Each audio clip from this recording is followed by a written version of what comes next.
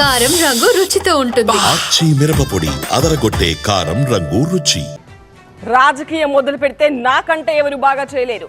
Social మీడియాలో dummy dummy అనడం కాదు, దమ్ముంటే నా ఎదురుగా రండి.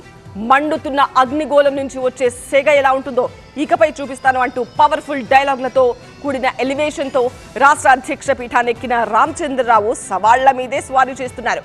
ఒకవైపేమో పార్టీని బలోపేతం చేసేందుకు పడుతున్న పాటలు, మరోవైపు సీనియర్ల సిగపట్లతో హే రామచంద్ర అంటూ ఢిల్లీలో మాకు అమ్మేశారు. తెలంగాణ కాషాయ దళపతికి బిగ్ టాస్క్లు ఎదురవుతున్నాయి. తాను ఫైర్ బ్రాండ్ అని చెప్పుకుంటూ ఆయన కూర్చున్న అధ్యక్ష సీటు నిజంగానే హాట్ సీట్ గా మారింది. ఇప్పుడు వచ్చి రావడంతోనే రాజాసింగ్ రాజీనామా ఎపిసోడ్ తో చీఫ్ పదవి అంత ఈజీ కాదని అర్థమైంది. ఆ తర్వాత తానేంటో చూపిస్తానంటూ జిల్లాల పర్యటనకు శ్రీకారం చుట్టారు రామచంద్రరావు. నల్గొండ, మెదక్ జిల్లాలు పర్యటించి కార్యకర్తల్లో జోష్ నింపారు. వచ్చే ఎన్నికల్లో అధికారంలోకి రావడమే లక్ష్యం, దానికోసం ఏం చేయడానికైనా సిద్ధం అంటూ పార్టీ బలోపేతానికి అలా పూనుకున్నారో లేదో మరో బిగ్ ఛాలెంజింగ్ టాస్క్ రామచంద్రరావుకు ఎదురైంది. అదే ఈటల వర్సెస్ బండి ఫైటింగ్. దీంతో జిల్లాల పర్యటనను పక్కన పెట్టేసి చలో ఢిల్లీ అన్నారు నయా చీఫ్. కేంద్ర మంత్రి బండి సంజయ్, మల్కజ్గిరి ఎంపీ ఈటల రాజేందర్ మధ్య అంతర్గతంగా రగులుతున్న వివాదం తెలంగాణ రాజకీయాలనే షేక్ చేసింది. ఇద్దరు నేతల మధ్య విమర్శలు, కౌంటర్ల దాకా వెళ్ళింది.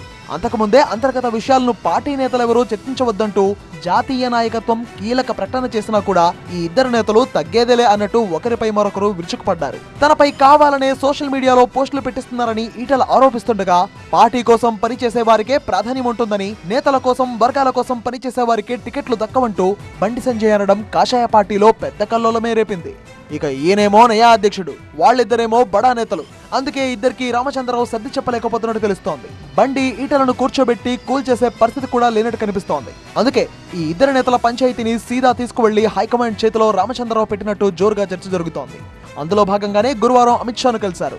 రాష్ట్రంలో నెలకొన్న రాజకీయ పరిస్థితులను వివరించడంతోనూ ఈ ఇద్దరు నేతల గొడవ గురించి కూడా ప్రస్తావించినట్టుగా తెలుస్తోంది. మొత్తంగా రామచంద్రరావుకి అధ్యక్ష పీఠం అంత ఈజీ కానట్లుగానే తెలుస్తోంది.